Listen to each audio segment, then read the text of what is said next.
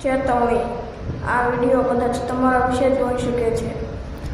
શું તમે ક્યારે અનુભવ્યું છે કે કોઈ મોટી મુશ્કેલી આવવાની હોય અને તમને વહેલાથી જ અંદાજ આવી જાય? શું તમને ક્યારે એવું લાગે છે કે તમે એકલા હો છતાં કોઈ અદૃશ્ય શક્તિ તમારી સાથે છે? શું તમારા સ્વપ્નમાં વારંવાર મંદિર, ધજા, દીવો કે માતાજી સાથે જોડાયેલા સંકેતો દેખાય છે? જો આમાંથી એક પણ વાત તમારી સાથે થઈ હોય તો આ વિડીયો અંત સુધી જરૂર જોતા રહેજો,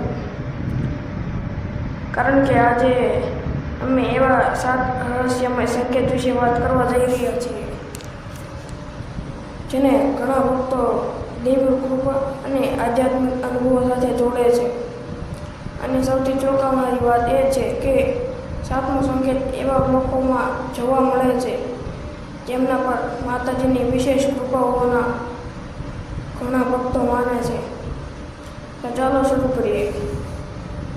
પહેલો સંકેત, અચાનક મળતા સંકેતો. ઘણા લોકો જીવનમાં એક એવો સમય એવો આવે છે જ્યારે તમને વારંવાર એક જ પ્રકારના સંકેતો મળવા લાગે છે. ક્યારેક કોઈ ભજન અચાનક સાંભળવા મળે, ક્યારેક મંદિરમાં જવાની ઈચ્છા થાય, તો ક્યારેક કોઈ એવી ઘટના બને કે જે તમને અંદરથી વિચારવા મજબૂર કરી દે.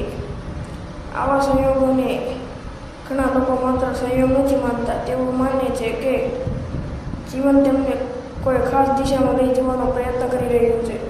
પણ મિત્રો, આ તો માત્ર શરૂઆત છે. બીજો સંકેત,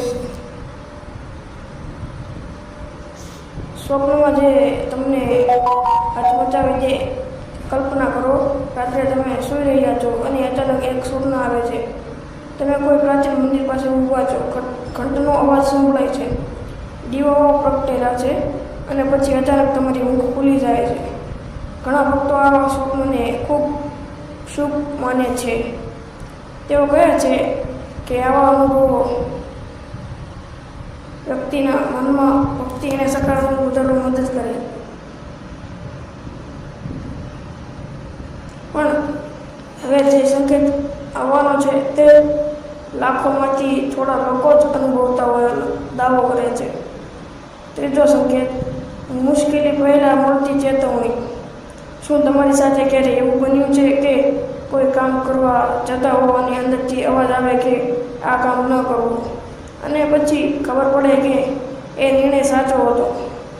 ઘણા લોકો કહે છે કે તેમને જીવનમાં કેટલાક નિર્ણયો લેતા પહેલાં અજીબ પ્રકારની લાગણી થાય છે. કેટલાક તેને અનુભવ, કેટલાક અંતરાત્માનો અવાજ અને કેટલાક લોકો તેને ઈશ્વરીય માર્ગદર્શન તરીકે જુએ છે. કારણ ગમે તે હોય, પરંતુ આવા અનુભવો લોકોના જીવનમાં ઊંડો પ્રભાવ છોડી જાય છે. ચોથો સંકેત, અસંખ્ય લાગતી પરિસ્થિતિમાંથી બચી જવું. આ સંકેત સૌથી વધુ ચર્ચામાં રહે છે. ઘણા લોકો કહે છે કે તેઓ એવી પરિસ્થિતિમાં ફસાયા હતા ત્યાંથી બહાર નીકળવું લગભગ અશક્ય લાગતું હતું, પરંતુ અંતિમ ક્ષણે કોઈ વ્યક્તિ મળી ગઈ, કોઈ રસ્તો મળી ગયો, અથવા કોઈ એવી તક મળી ગઈ જેના કારણે આખી પરિસ્થિતિ બદલાઈ ગઈ. ત્યારે ઘણા ભક્તોના મોઢેથી એક શબ્દ નીકળે, આ તો માતાજીની કૃપા છે. પાંચમો સંકેત, ભક્તિ તરફ વધતું આકર્ષણ. એક સમય એવો આવે છે જ્યારે વ્યક્તિને પાર્ટી, ઝઘડા અને સકારાત્મક વાતો કરતાં ભજન, આરતી અને આધ્યાત્મિક વાતોમાં વધુ રસ આવવા લાગે છે. તેને એકાંત ગમવા લાગે છે, મન શાંત રહેવા લાગે છે અને જીવનને જોવાનો દૃષ્ટિકોણ બદલાઈ જાય છે. ઘણા લોકો આ પરિવર્તનને પોતાના જીવનનો સૌથી મોટો ટર્નિંગ પોઈન્ટ માને છે. છઠ્ઠો સંકેત, લોકો તમારી પાસે સલાહ લેવા આવે. આ સંકેત ખૂબ જ રસપ્રદ છે. કેટલાક લોકો પાસે વારંવાર બીજા લોકો પોતાની સમસ્યાઓ લઈને આવે છે. તેમને લાગે છે કે આ વ્યક્તિની વાતમાં શાંતિ છે, વિશ્વાસ છે અને સાચી દિશા બતાવવાની ક્ષમતા છે. આવું ત્યારે બને છે જ્યારે વ્યક્તિની અંદર ધીરજ, સમજણ અને સકારાત્મકતા વધે છે. અને હવે તે સંકેત જેની રાહ તમે શરૂઆતથી જોઈ રહ્યા હતા. 7મો સંકેત, માતાજીનું નામ સાંભળતા જ અંદરથી અલગ અનુભવ થવો. ઘણા ભક્તો કહે છે કે જ્યારે તેઓ માતાજીનું નામ સાંભળે છે, આરતી સાંભળે છે અથવા મંદિરમાં જાય છે ત્યારે તેમના મનમાં અચાનક શાંતિ, ભક્તિ અને વિશ્વાસની લાગણી જાગે છે.